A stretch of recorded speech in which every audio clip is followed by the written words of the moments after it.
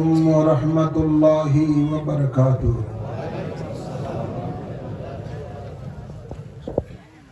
الحمد لله الحمد لله رب العالمين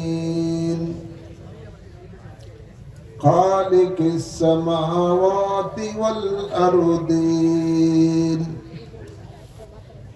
والصلاة والسلام على سيد الأنبياء والمرسلين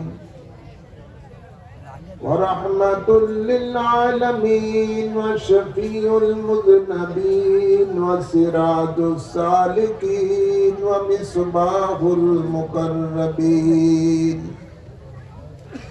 وخاتم النبيين سيدنا ومولانا ومرشدنا محمد وعلى آله وأصحابه أجمعين. أما بعد، فأعوذ بالله من الشيطان الرجيم. بسم الله الرحمن الرحيم. اهدنا الصراط المستقيم صراط الذين أنعمت عليهم غير المغضوب عليهم ولا الضالين.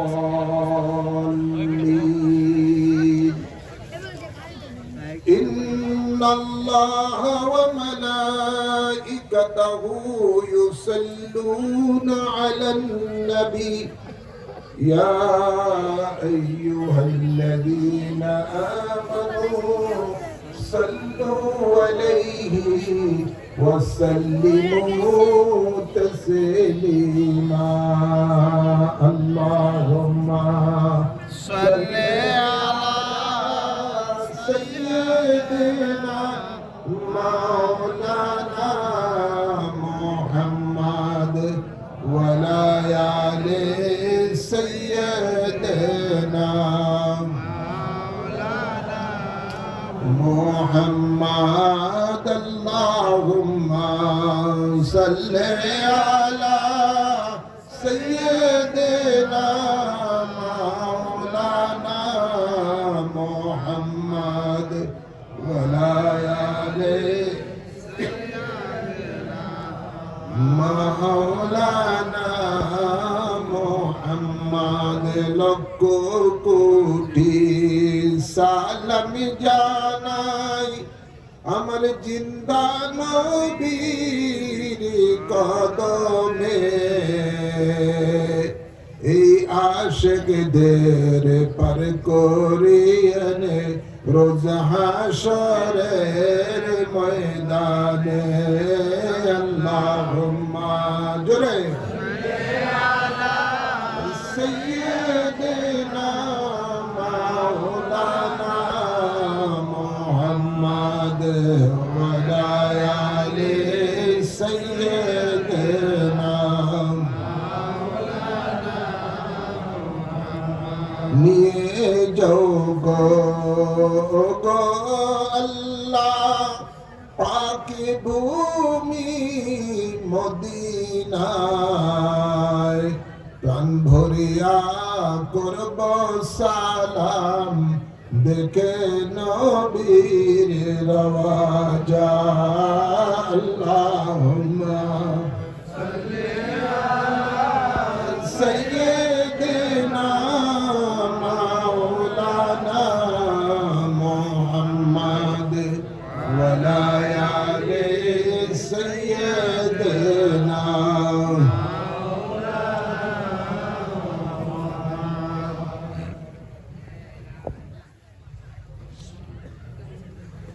কালীগঞ্জ থানাধীন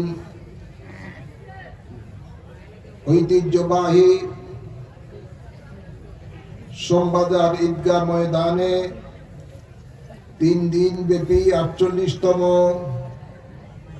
সুন্নি মহাসম্মিলনের আজকের শেষ দিনে আগত সম্মানিত ওলামায়ে কেরাম, সম্মানিত মুরব্বিয়ানে জাম,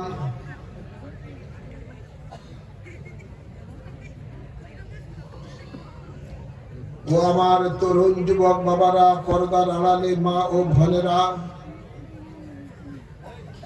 আসসালামু আলাইকুম ওয়া রাহমাতুল্লাহি ওয়া বারাকাতুহু। আসুন আমরা মহান রব্বুল ইজ্জতের দরবারে শুকরিয়া আদায় করি, যিনি আমাদের সকলকে প্রতি বছরের ন্যায় এবারও এই সোমবাজার ঐতিহাসিক সুন্নি মহাসম্মিলনে হাজিরি দেওয়ার তৌফিক দিয়েছেন, কোরআন সুন্নাহর আলোচনা শোনার তৌফিক দিয়েছেন এবং 3 দিন ব্যাপী আজকের এই শেষ দিবসে আখিরি মুনাজাতে শরীক হওয়ার তৌফিক দান করেছেন। এই জন্য মাহবুদের দরবারে সকলে শুকরিয়া দান করি আলহামদুলিল্লাহ। অসংখ্য অসংখ্য দুরূদ ও সালাম পেশ করছি সরকারে দো আলম নূরে মুজাসসাম শফিউল মুজনবিন রাহমাতুল লিল আলামিনের কদম মোবারকে আল্লাহুম্মা আমিন বলি। সাথে সাথে আরো অসংখ্য দুরূদ ও সালাম পেশ করছি নবী পরিবারের আওলাদগণের কদম মোবারকে আল্লাহুম্মা আমিন বলি। বিস্তারিত আলোচনা, দীর্ঘক্ষণ আলোচনা করার সুযোগ নাই। রাত্রে একদম শেষ প্রান্তে আমরা, কিছুক্ষণের পরে হয়তোবা ফজরের আজান হবে, তাই আজানের পূর্বে সমাবেশে সুন্নি সমাবেশের কাজ, সম্মিলনের কাজ সমাপ্ত করতে হবে। সেদিকে লক্ষ্য করে আলোচনা দীর্ঘায়িত করব না। আমি আমার খুতবার মাঝে পবিত্র কালামে পাকের সূরা ফাতিহা থেকে যে আয়াতে কারিমা তেলাওয়াত করেছি, ওই আয়াতে কারিমার আলোকে কিছু আলোচনা পেশ করব। তারপরে আপনাদেরকে নিয়ে আখিরি মুনাজাত দিব। আল্লাহ কবুল করুন। আমরা সূরা ফাতিহার মধ্যে পড়ে থাকি ইহদিনাস সিরাতাল মুস্তাকিম, আমাদেরকে সরল সঠিক পথে পরিচালিত করো। সিরাতাল্লাযীনা আন'আমতা আলাইহিম, ওই পথে পরিচালিত করো যে পথে চলে তোমার বান্দারা নিয়ামত প্রাপ্ত হয়েছেন। সুবহানাল্লাহ বলেন। গায়রিল মাগদুবি আলাইহিম ওয়ালাদ-দাল্লিন, ওই পথে পরিচালিত করো না যে পথে চলে তোমার বান্দারা অভিশপ্ত হয়েছে। আলহামদুলিল্লাহ বলেন।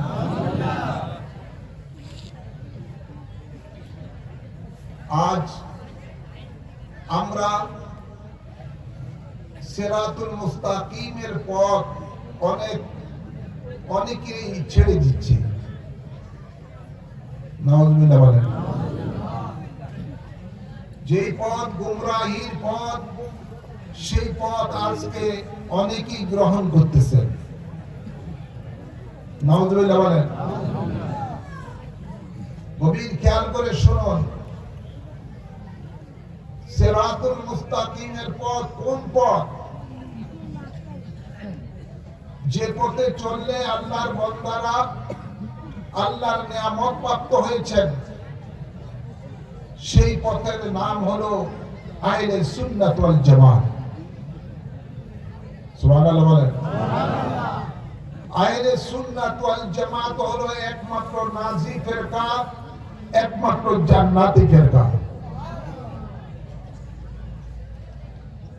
আল্লাহর নবী বলেন, মা আনা আলাইহি ওয়া সাহাবী, আমি এবং আমার সাহাবী যে পথের মধ্যে রয়েছি সেটাই হলো জান্নাতি দল। আর সেই হাদিসের ব্যাখ্যা জান্নাতি দলের নাম হলো হিয়াল আহলে সুন্নাত ওয়াল জামাত। তো সিরাতুল মুস্তাকিমের অপর নাম হলো আহলে সুন্নাত ওয়াল জামাত। যে জামাত নবী পাকের জামাত, যে জামাত সাহাবায়ে কেরামের জামাত। আহলে সুন্নাত বলতে রাসূলের পাকের দল, ওয়াল জামাত বলতে সাহাবায়ে কেরামের দল। গভীর খেয়াল করে শুনুন, এই আহলে সুন্নাত ওয়াল জামাত একমাত্র নাজি ফিরকা, নাজি দল, জান্নাতি দল। আর এই দলের মধ্যে, এই সিরাতুল মুস্তাকিমের মধ্যে যারা চলেছেন তারাই আল্লাহর নিয়ামত প্রাপ্ত ব্যক্তি হয়েছেন। আল্লাহর নিয়ামত প্রাপ্ত ব্যক্তি কারা? কোরআনে পাকে আল্লাহ উল্লেখ করছেন, আল্লাযীনা আন'আমাল্লাহু মিনান নাবিয়্যিনা ওয়াস-সিদ্দিকিনা ওয়াশ-শুহাদা'i ওয়াস-সালিহিন। নিয়ামত প্রাপ্ত বান্দারা হলেন আল্লাহ নবীগণ, সিদ্দিকগণ, শহীদগণ, সালিহিনগণ। সালিহিন বলা হয় আল্লাহর মাহবুব বান্দা ওলিগণ। তারা হলেন আল্লাহর নিয়ামত প্রাপ্ত বান্দা।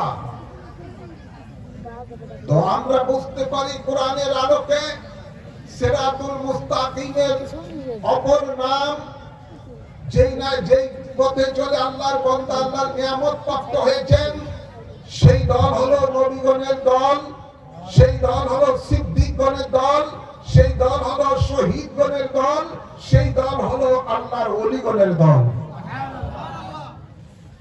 এই দল ছেড়ে অন্য দলে যাওয়া মানে গোমরাহির পথে চলে যাওয়া। আল্লাহর নিয়ামত প্রাপ্ত বান্দাদের দল ছেড়ে অন্য দলের মধ্যে যাওয়া মানে গোমরাহির পথে যাওয়া, জাহান্নামের পথে যাওয়া। কথা বলছেন না? হে আমার, আজ নবী পাক গায়েবের সংবাদদাতা নবী আমাদেরকে এ ব্যাপারে 1450 বছর পূর্বেই সতর্ক করে দিয়েছেন যে ইসলামের ঝান্ডা নিয়ে, ইসলামের কথা বলে, মুসলমানের লেবাস পরে নবী বলেন আমার উম্মতের মধ্যে 72 দল হবে, কিন্তু এরা সকল হলো জাহান্নামী। নাউযুবিল্লাহ বলবেন না? শুধুমাত্র একটি দল জান্নাতে যাবেন, তিনি সেই দল হলো আহলে সুন্নাত ওয়াল জামাতের দল। সাতাত্তারিক উম্মতি 73 ফিরকাতান কুল্লু ফিন-নারি ইল্লা ওয়াহিদাতান কিলা ওয়া মান হিয়া ক্বালা আল্লাযীনা হুম মা'আনা আলাইহি ওয়া সাহাবী। একটি দল মাত্র জান্নাতি দল, সেই দল হলো সুন্নি দল। আর বাকি দল যেগুলো হবে নবীর উম্মতের মধ্যে 72 দল, এগুলো হলো জাহান্নামী দল। আর সেই জাহান্নামী দলই হলো গায়রিল মাগদুবি আলাইহিম ওয়ালাদ-দাল্লিন। কথা বুঝছেন না? সেটা হলো গুমরাহী দল। আমাদেরকে আল্লাহ শিক্ষা দিয়েছেন, আল্লাহর কাছে যেন আমরা ফরিয়াদ করি, আল্লাহ গুমরাহী দলের মধ্যে আমাদেরকে পরিচালিত করো না। যে দলের উপরে আল্লাহর অভিশপ্ত রয়েছে। বড় আফসোস, আমরা ইদানিংকালে দেখতে পাই অনেকে আগে সুন্নি বলে দাবিদার ছিলেন, সুন্নি জামাতের মধ্যে ছিলেন, আজকে অনেকে গুমরাহির দলের মধ্যে চলে যাচ্ছে। এমন আছে না নাই? এই গুমরাহি দলের পিছনে যাওয়ার উদ্দেশ্য, লক্ষ্য একটাই, দুনিয়া হাসিল করা। কি হাসিল করা? দুনিয়া হাসিল করা। মনে রাখতে হবে, আল্লাহর হাবিব বলেন আদ-দুনিয়া সিজনুল মুমিনিন ওয়া জান্নাতুল কাফিরিন। দুনিয়াটা হলো মুমিনদের জন্য জেলখানা, কাফেরদের জন্য হলো, বেঈমানদের জন্য হলো এটা জান্নাতখানা। কিতাবে পাওয়া যায়, দাজ্জাল যখন বের হবে, খোদা দাবি করবে, নাউজুবিল্লাহ বলবে না? দাজ্জাল খোদা দাবি করবে, সে বলবে উপরে সুন্দরতা লেবাস থাকবে, সে মুর্দাকে জিন্দা করে মানুষকে দেখাবে এবং তার পিছনে পিছনে জান্নাত জাহান্নাম দৌড়তে থাকবে, দাঁতকে বাজিয়ে দেবে। সে বলবে তাকে খোদা মানতে, যদি মানা হয় তাহলে তাকে জান্নাত দেওয়া হবে। লোকেরা দেখবে সত্যি তার পিছনে জান্নাত, যে মানবে তাকে যখন জান্নাত দিবে, হাকিকতে এটা জান্নাত নয়, এটা হলো জাহান্নাম। নাউজুবিল্লাহ বলতে না? আর যেটা জাহান্নাম দেখা যাচ্ছে এটা হাকিকতে জান্নাত। যারা তারা মানবে না তখন তাকে সে জাহান্নামের মধ্যে দিবে, সে জাহান্নামটা আসলে তার জন্য হয়ে যাবে জান্নাত। এই কঠিন ঈমানি পরীক্ষা এই পৃথিবীর মানুষকে দিতে হবে দাজ্জালের জামানার মধ্যে। হ্যাঁ আমার একটা তো হলো অরিজিনাল এক চোখালা কানা দাজ্জাল, কিন্তু এই দাজ্জালের আবির্ভাব হওয়ার পূর্বেই, এই দাজ্জালের আবির্ভাব হওয়ার পূর্বেই আরো 30 জন তার চেলা চামুন্ডা দাজ্জাল বের হবে। দয়াল নবী বলেন সাতাকুনু ফি উম্মতি 30 কাযাবুনা দাজ্জালুনা ইয়াজামু কুল্লু আহাদিন মিনহুম ওয়া আন্নাহু নাবিয়ুনা খাতামুন নাবিয়িনা লা নাবিয়্যা বাদি। নবী বলেন আমার উম্মতের মধ্যে আমার পরে 30 জন দাজ্জাল বের হবে, এরা কাযযাব মিথ্যাবাদী। নবী বলেন আমি শেষ নবী, আমার পরে আর কোন নবী হবে না। এই দাজ্জাল 30 জন যে ভণ্ড ব্যক্তি বের হবে, এরা প্রত্যেকে নবী দাবি করবে। এদের সুরত থাকবে একদম নবিয়ানা সুরত, একদম সুন্দর আকৃতির, মানুষ ঢুকায় পড়ে এদের খপ্পরে পড়ে ঈমান ধ্বংস করে ফেলবে। আজ আপনারা দেখতে পান আল্লাহর হাবিবের দুনিয়া থেকে পর্দা করার পরে সিদ্দিক আকবর রাদিয়াল্লাহু তাআলা আনহুর জামানায় মুসাইলামা কাযযাব নবী দাবি করেছে, টুপিওয়ালা, দাড়িওয়ালা, জুব্বাওয়ালা দেখতে। লকিদ ইবনে মালিক তারপরে নবী দাবি করেছে। এই মুসলমানের মধ্যে থেকেই বেশভূষা পাক্কা মুসলমান সাজা নবী দাবি করেছে, মুসলমানের মধ্যে থেকেই সুজা নবী দাবি করেছে, মুসলমানের মধ্যে থেকেই লকিদ ইবনে মালিক নবী দাবি করেছে, মুসলমানের মধ্যে থেকে মুখতার সাকাফি নবী দাবি করেছে, মুসলমানের মধ্যে থেকে বাংলা ইরানি নবী দাবি করেছে, মুসলমানের মধ্যে থেকে, এবং মির্জা গোলাম মোহাম্মদ কাদিয়ানী নবী দাবি করেছে মুসলমানের মধ্যে থেকে। লাস্টে ইলিয়াস মেওয়াতি নবী দাবি করেছে মুসলমানের মধ্যে থেকে। এদের প্রত্যেকের বেশভূষা ইমানদারের চেয়ে আরো বেশি সুন্দর। এদের ব্যাপারে রাসূল পাক বলেছেন যে আমার ইমানদার উম্মতের থেকে তাদের লেবাস সুন্দর হবে, তাদের আমল সুন্দর হবে, দেখতে তাদেরকে একেবারে ইমানদারের থেকে আরো বেশি পাক্কা ইমানদার মনে হবে। ইমানদারের কোরআন শরীফের তেলাওয়াত থেকে তাদের কোরআন শরীফের তেলাওয়াত সুন্দর হবে, কিন্তু এদের মধ্যে থাকবে না ঈমান। আজকে এই দাল্লিন গুমরাহি পথ, এই গুমরাহি পথের দলের একদিকে তারা মানুষের ঈমান নষ্ট করবে। দাজ্জালের সংখ্যা হলো 30 জন, আর এদের গ্রুপের মধ্যে হবে বিভিন্ন গ্রুপে গ্রুপে তারা থাকবে 72 দল। এদের প্রত্যেকের লেবাস ইমানদারের থেকে সুন্দর হবে, আমল ইমানদারের থেকে সুন্দর হবে, চোরাটিরা ইমানদার থেকে সুন্দর হবে। সাধারণ মানুষ এদের বাহ্যিক বেশভূষা দেখে গোমরাহ পথে চলে যাবে। ভাইয়ের আমার, এই জন্য দয়াল নবী বলেছেন আমার উম্মতের এমন একটি সময় আসবে ইমানদারের ঈমান রাখা এমন কষ্টকর হবে, জ্বলন্ত কয়লা হাতে তালুতে রাখলে যেমন কষ্টকর হবে, ঈমান রাখা এমন কষ্টকর হয়ে যাবে।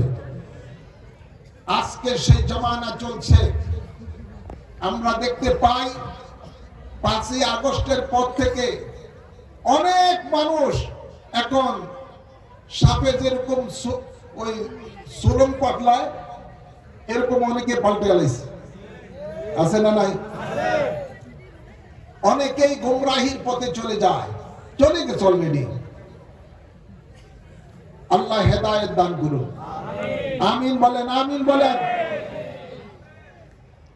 মনে রাখবেন, দুনিয়াটাই শেষ জিন্দেগি নয়। আল্লাহর নবী ইরশাদ করেন, প্রত্যেক নবীর উম্মতের জন্য আল্লাহর পক্ষ থেকে একটা ঈমানি পরীক্ষা হয়ে থাকে। আল্লাহর নবী বলেন, আমার উম্মতের জন্য এরকম ঈমানি পরীক্ষা আছে। সাহাবায়ে কেরাম বলেন, ইয়া রাসূলুল্লাহ, সেই পরীক্ষাটা কি আমরা জানতে চাই। দয়াল নবী বলেন, আমার উম্মতের জন্য ঈমানি পরীক্ষা হলো সম্পদ, অর্থ। অর্থের লোভে পড়ে আমার অনেক উম্মত ঈমান হারা হয়ে যাবে। ভিতরে ভিতরে বাতিল ফেরকারা অনেক টাকা ঢালতেছে, ঘরে ঘরে যাচ্ছে, সদস্য বানাচ্ছে, বুঝাচ্ছেন তাদের দলে যাওয়ার জন্য। আছে না নাই? জোরে বলেন। কিসের জন্য?